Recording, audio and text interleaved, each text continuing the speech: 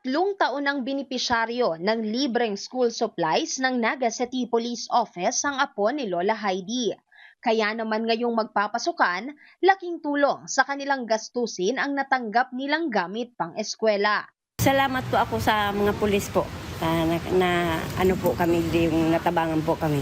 Kanta ko yung ako po ng eskwela po. Sa ilalim ng Project Surat o Project Suportahan ng Uragon Asin Responsableng Aki, tabangan para mapamarayan buhay ng NCPO, may makukuhang notebook, gunting, lapis at krayola ang mga binipisyaryo. Bahagi yan ng advokasya at inisyatiba ng NCPO para makatulong sa pag-aaral ng mga estudyante.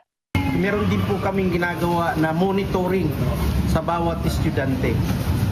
Pinupuntahan po yan ng ating mga kapulisan kung saan yung estudyante na kanilang inirekomenda, sila po ang in charge na magbisita sa estudyante, ganun din sa magulang para sa assessment.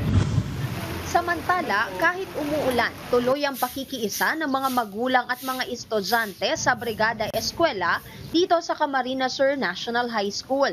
Para mas makatabang na mapalinig, maski paano nakakatabang kami mapamaray ang mga aking dahil maharap ang mga lamok, dahil po maano at ang iyon po ni mamansar sa mga tabang ni bilang parent.